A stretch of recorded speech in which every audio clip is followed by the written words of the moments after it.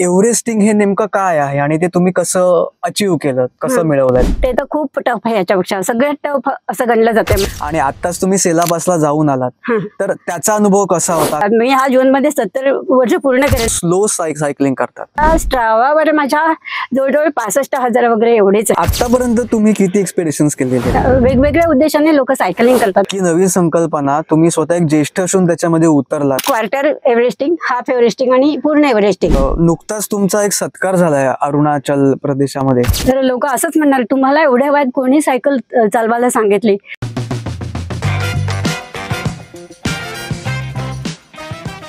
आम्ही सायकल प्रेमी. हाय, हॅलो, नमस्कार. मी अवधूत यरगोळे तुम्हा सगळ्यांचं पुन्हा एकदा स्वागत करतो आम्ही सायकल प्रेमी फाउंडेशन आयोजित सायकल वारी या इंटरव्ह्यू सत्रामध्ये. अरुणा लागू यांचं. नमस्कार मॅडम. नमस्कार मॅडम, मला तुम्हाला पहिला प्रश्न हा विचारायचा आहे की आधी आपण जेव्हा थोड्या गप्पा मारल्या तेव्हा तुम्ही एक खूप छान अशी टर्म सांगितलीत की एव्हरेस्टिंग म्हणून, आणि त्यामधला काही भाग तुम्ही पार केलेला आहे, तो टप्पा तुम्ही गाठलेला आहे. तर आमच्या प्रेक्षकांना हे ऐकायला नक्की आवडेल की एव्हरेस्टिंग हे नेमकं काय आहे आणि ते तुम्ही कसं अचीव्ह केलं, कसं मिळवलाय तो टप्पा? एव्हरेस्टिंग ही कल्पना अलीकडेच निर्माण झालेली आहे. म्हणजे अलीकडे अशा सायकलिंग मध्ये खूप नव्या नव्या काहीतरी आयडियाज येत राहिल्यात की बाबा ही स्पर्धा सायक्लोथॉन, ड्युएथलॉन वगैरे अशा. त्याच्यापैकी ही एव्हरेस्टिंग म्हणजे एक आहे. एव्हरेस्टिंग असं आहे की एव्हरेस्ट पर्वत जो आहे ना, त्याची उंची 8,848 मीटर एवढी लांब आहे आणि 29,029 फूट अशी त्याची उंची आहे. तर ह्या उंची एवढं सायकलनी क्लाइंब करायचं, कुठलाही एखादा हे घेऊन, म्हणजे सरळ असं नाही. तर त्याच्यासाठी ना ह्याच्यामध्ये स्ट्रावामध्ये सेगमेंट आहेत. म्हणजे त्याच्यापैकी एक सेगमेंट म्हणजे आपल्या सगळ्यांना ओळखीचं आपलं येऊरचा एक मैलाचाच असा चढ आहे. तो सतत चढत राहायचं, उतरत राहायचं. अशा अनेक खेपा केला की तो 8,848 हा मॅजिकल आकडा येतो की तुमचं एव्हरेस्टिंग फुल झालं. असं एका मुलांनी केलेलं आहे, काहींनी हाफ केलेलं आहे. तर मला काय, एकदा मी मागे येऊरच्या 23 लूप मारलेल्या, तेव्हा मी मित्राला म्हटलं की नाही, तेव्हा तो मला म्हटला की अजून तू 2-4 लूप मारले असतास तर तुझं क्वार्टर एव्हरेस्टिंग झालं असतं. म्हणजे ते 8,848 चे 4,424, 2,221 वगैरे असे त्यांनी हे म्हणजे क्वार्टर एव्हरेस्टिंग, हाफ एव्हरेस्टिंग आणि पूर्ण एव्हरेस्टिंग असं त्यांनी हे ठेवलेत, कॅटेगरीज ठेवलेत. तर तेवढं आपण केलं तर आपण एव्हरेस्टिंग केलं. ऑफिशियली जे ह्याचे स्ट्रावाचे सेगमेंट आहेत तिथे तुम्ही केलंय तर तिथे ते काउंट होतात आणि तुम्ही क्लेम करू शकता की मी एव्हरेस्टिंग केलं. त्यामुळे मी 2 वेळा करून सुद्धा मी क्लेम नाही करू शकत. अच्छा. आता हे कार्ले लेणी आहेत नाही, कार्ले घाट आहे अलिबागच्या जवळ, तो सेगमेंट मध्ये आपलं येऊर आहे. आणि असंच बऱ्याच जे चढ आहेत ते सेगमेंट मध्ये त्याच्यात एव्हरेस्टिंग आपण करू शकतो. आणि ही अगदी नवीन संकल्पना आहे. ओके, अच्छा. एवढी नवीन संकल्पना तुम्ही स्वतः एक ज्येष्ठ असून त्याच्यामध्ये उतरलात, तर याबद्दल तुमचं सगळं तरी खूप खूप अभिनंदन. आणि आताच तुम्ही सेलापासला जाऊन आलात, तर त्याचा अनुभव कसा होता, काय होता? तर हा सेलापास म्हणजे मागे मी मनाली ते लेह हे सायकलिंग केलेलं आहे. ते तर खूप टफ आहे, याच्यापेक्षा सगळ्यात टफ असं गणलं जाते मला मनाली, लेह, खारदुंगला. आणि सेलापास त्या मानाने सोपा आहे, म्हणून तो मला फारच जड गेला होता. म्हणून आपण सेलापास करावं असं त्यावेळी डोक्यात होतं. तर ह्यावेळी मला मिळाली संधी आणि म्हटलं आपण ह्या संधी आता लवकर लवकर गेल्या हव्यात, कारण मी ह्या जून मध्ये 70 वर्ष पूर्ण करेन. म्हणजे ते इयर बाय इयर मला सगळं अवघड होणार आहे. म्हणून मग ह्यावेळी सेलापास मी अगदी केला आणि त्याच्यासाठी येऊरच्या लूप्स मारून मी प्रॅक्टिस केली. अच्छा. पण मॅडमशी जेव्हा बोललो तेव्हा हे वैशिष्ट्य त्यांनी मला आवर्जून सांगितलं की त्या स्लो सायकलिंग करतात. याविषयी आपण आता थोडं ऐकूयात. मॅडम, स्लो सायकलिंग तुम्ही करता, तर ते तुम्हाला कसं वाटतं आणि त्याचे तुम्हाला फायदे काय वाटतात? एरवी जे नॉर्मल आपण पळवतो सायकल त्याच्यापेक्षा त्याची तुलना तुम्ही कशी कराल? ऍक्च्युली जे सायकलिंग आहे ना, त्याचे वेगवेगळ्या उद्देशाने लोक सायकलिंग करतात. म्हणजे काही लोक कामासाठी सायकल वापरतात. ते पूर्वीपासून नाही की जसा पेपरवाला आहे किंवा एका आपल्या घरून दुसरीकडे आपल्याला कामाला जाते रोज, यासाठी सायकल चालवणारे आहेत. काही लोक व्यायामासाठी सायकल चालवतात, ते 1-1.5 तास वगैरे असे व्यायाम म्हणून, एक जसं माणूस जिमला जातो, वॉकला जातात तसे सायकल चालवतात.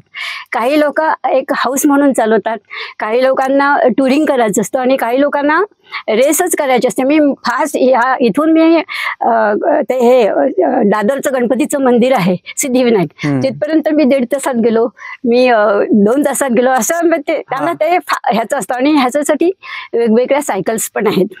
म्हणजे जशी माउंटेन बाईक आहे ती स्टर्डी असते आणि खूप जड असते, पण ती स्टेडी असते रोडवरती. आणि माझी माउंटेन बाईक आहे, कारण मी प्रिफर करते, आपली सेफ्टी महत्वाची आहे. त्याच्यापेक्षा ती हायब्रिड आहे, ती त्याच्यापेक्षा हलकी आहे, ती स्पीड देते तुम्हाला. आणि रोडियांना ती भयंकर स्पीड देतं, पण ते बॅलन्स करायला ती खूप अवघड असते. म्हणजे त्याच्यामध्ये स्लीप होणं, घसरणं हे प्रकार होऊ शकतात आणि असे मुलांना ऍक्सिडेंट होतात. तर सायकल प्रकार कुठला आहे चांगला वगैरे असं मी नाही म्हणू शकत, ते प्रत्येकाचं आवड आहे की प्रत्येकाला आवड काय. पण मी जे स्लो सायकलिंग करते ना, तर मी ट्रेकिंग करताना पण मी स्लोच जाते. म्हणजे मला असं आजूबाजूला पक्षी आहेत किंवा कुठली झाडं आहेत नवीन, असं बघत जायला मला खूप आवडतं. तसं ट्रेकिंग मध्ये सुद्धा अगदी सुरुवातीला सुरू केलं की टॉपला जाऊन थांबायचं, अशी मुलं असतात. आणि काही फोटोग्राफी करत, पक्षी बघत, इकडे तिकडे हे करत एन्जॉय करत जातात. तर एन्जॉयमेंट जास्त आहे. तुमचा एक संकल्प आहे की 1,00,000 किलोमीटर आपण काही करून टोटल पूर्ण करायचं. तर त्या संकल्पामध्ये तुम्ही आता कोणत्या टप्प्यापर्यंत आलेला आहात, कसा तो चालू आहे संकल्प? मी आता माझे 77,000 पार केले किलोमीटर. पण ह्याचे माझे ना सुरुवातीला माझ्याकडे स्ट्रावा नव्हतं. म्हणजे स्ट्रावा मी सुरू करण्याच्या आधीच माझे 3-4 एक्सपिडिशन झाले. जसं डेझर्ट सायकलिंग आहे आणि मुंबई ते गोवा सायकलिंग आहे, जलोरी पास आहे. माझ्याकडे पूर्वी हे नव्हतं, पण ग्रुपवर मी बघायचे की मुलं हे टाकायचे की स्ट्रावाचे रेकॉर्ड टाकायचे की मी आज एवढं सायकलिंग केलं. तेव्हापासून मी माझ्या नोटबुक मध्ये नोंद करून ठेवायला लागले की आता मला माहिती होतं मी घाटकोपरला जाऊन आले की ही घाटकोपर रिटर्न आली, हिचे 30 किलोमीटर झाले. किंवा आपण गुगलवर बघू शकतो की मी आज डिकेथलॉनला गेले, तर 3 हातनागापासून डिकेथलॉन नंतर कसं आहे, असं सुरुवातीचं मी माझं स्वतःचं असं रेकॉर्ड लिहून ठेवलं. आणि नंतर मग मी स्ट्रावा सुरू केलं. तर आता स्ट्रावावर माझ्या जवळजवळ 65,000 वगैरे एवढेच आहे. माझी पहिली सेंचुरी पण स्ट्रावावर रेकॉर्ड झालेली नाही. अच्छा, नव्हतं माझ्याकडे स्ट्रावा म्हणून.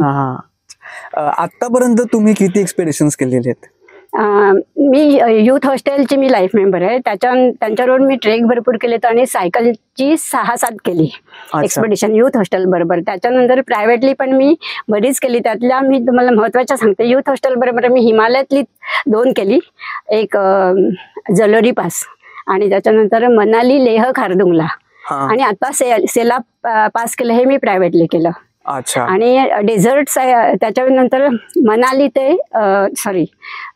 चेन्नई ते पुडुचेरी हा युथ हॉस्टेलचा गेला. डेझर्ट सायकलिंग केलं युथ हॉस्टेलचं. आणि मुंबई ते गोवा हे युथ हॉस्टेलचं आहे. त्याच्यानंतर आणखीन दुसऱ्या संस्थांबरोबर मी कन्याकुमारी ते चेन्नई, नंतर मँगलोर ते गोवा, त्याच्यानंतर गोव्याला लोकली गोव्याला जाऊन अशी आसपास सायकली चालवायची, असं 3 वेळा केलं. त्याच्यापैकी एकदा मी आंबोली घाट चढले. त्यावेळी आम्ही आंबोलीच्या परिसरात सायकलिंग केलं होतं. आणि मी स्वतः याला दापोलीला आणि चिपळूणला जाऊन राहते.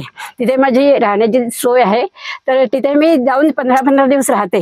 तिथे मी सायकल हायर करते आणि 15 दिवस 16 दिवस अशी राहून मी आसपास, म्हणजे दापोलीच्या आसपास, चिपळूणला राहिले तर चिपळूणच्या आसपास अशी मी सोलो सायकलिंग करते.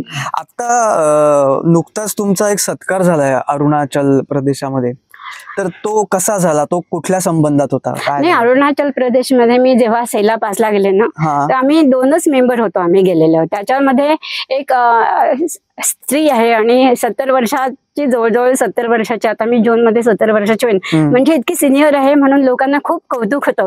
तर आम्ही 6 दिवस जे सायकलिंग केलं ना, तर तिथे प्रत्येक ठिकाणी मी गेले ना की आमचा लीडर आहे ना, तो असं सगळ्यांना सांगायचे की माझ्याबरोबर 70 वर्षाच्या एक आहेत त्या सायकलिंग चालवायला, असं तो सगळ्यांना सांगायचं. आणि मग ही जी लोक आहेत ना, मग ती मला हे करायची, तुमच्याबरोबर आम्हाला फोटो काढायचा आहे, कोणी मला असं काही गिफ्ट द्यायच्या. आणि रस्त्याने जाताना सुद्धा सायकलिंगला असं बघितलं ना, मॅडम चहा घ्या, मॅडम पाणी घ्या, मॅडम नाश्ता करणार का, असं खूप ऑफर व्हायची. आणि अगदी जाताना सुद्धा लोक अशी थम्सअप करून की म्हणजे असं ते खूप एनकरेज करायचे की जेव्हा सायकलिंगला तुम्ही जाता आणि जर तुम्हालाच तुमच्या दुसऱ्याच्या चुकीमुळे सुद्धा जर तुम्ही पडताय ना, तर लोक असंच म्हणणार, तुम्हाला एवढ्या वयात कोणी सायकल चालवायला सांगितली, घरी बसा ना, असं. म्हणजे त्यांना तो हा रस्ता आहे ना, हा आपल्यासाठी आहे, सायकलिस्टचा या रस्त्यावर काही हक्कच नाही, असा त्यांचा एक बाकी कोणी असे अनुभव. म्हणजे आता ही सायकल, इतर मुलं आहेत ती कौतुक करणारी पण माणसं आहेत, पण अशी माणसं आहेत. आम्ही सायकल प्रेमी फाउंडेशन याबद्दल तुम्हाला काय वाटतं, या संस्थेबद्दल? आम्ही सायकल प्रेमी ही जी संस्था आहे, त्या संस्थेची फाउंडर म्हणजे प्रज्ञा म्हात्रे मॅडम आणि त्यांचे सगळे कार्यकर्ते हे अगदी लहान मुलापासून ज्येष्ठ, माझ्यासारख्या ज्येष्ठ नागरिकापर्यंत, ज्येष्ठ सिनियर्स पर्यंत सगळ्यांना प्रोत्साहन देतात. आणि ह्या त्यांच्या असे कार्यक्रम असतात की ज्याच्यामध्ये ह्या सगळ्या लोकांना संधी मिळेल. त्यांच्या महिन्याला 2 राईड तरी महिन्याला अशा असतात की एक लॉंग राईड असते, एक छोटी राईड असते. म्हणजे ज्यांना वेळ कमी आहे किंवा लॉंग डिस्टन्स जाता येत नाही त्यांनी छोट्या राईड मध्ये यावं, आणि ज्यांना खूप मोठी राईड करायची त्यांनी मोठ्या ह्याच्यात. त्यामुळे हा 2 राईड त्यांच्या दर महिन्याला असतातच.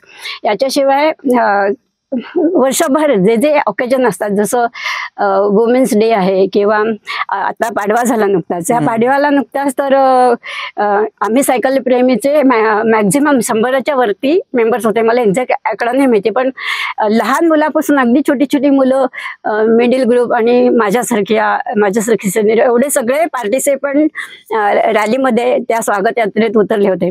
आणि असेच कार्यक्रम वुमेन्स डे आहे किंवा 26 जानेवारी आहे किंवा शिवरात्र आहे, त्यावेळी रात्रीचा प्रोग्राम. म्हणजे असे 12 मिनिटं हे ते जे ऍडमिन आहेत ACPच्या, त्यांच्या डोक्यात अशा एक एक कल्पना असतात. मला नेहमी त्या वीणावरची वीणा आठवते की जशा ती अशा काही काही नवीन आयडिया काढते, तशा आयडिया कडून ते सायकलपटू आपल्याकडे येतील, अट्रॅक्ट होते, अशा काहीतरी नवीन नवीन कल्पना सुचत राहतात. त्यामुळे आणि शिवाय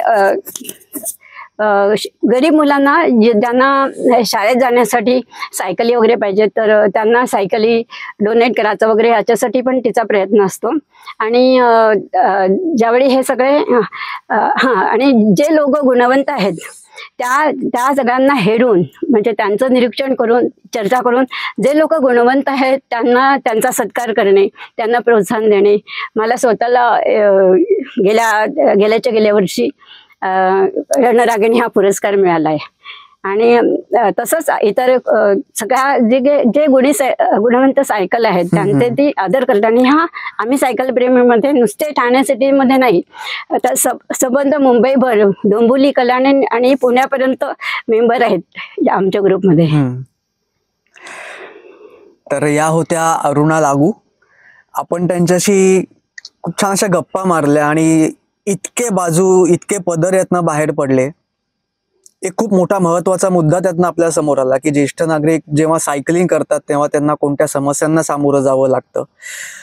अशा अनेक गोष्टी, अनेक बाजू या इंटरव्ह्यू सिरीज मधनं समोर येणार आहेत. तर नक्की बघत राहा. आम्ही सायकल प्रेमी फाउंडेशन आयोजित सायकल वारीची इंटरव्ह्यू सिरीज. तुम्हाला तुमच्या पहिल्या सायकलची शपथ आहे. लाईक करा, शेअर करा, सबस्क्राईब करा. फिट रहा, हिट रहा, सायकल चालवत राहा. पुन्हा भेटूया पुढच्या सिरीजमध्ये. तोपर्यंत ट्रिंग ट्रिंग.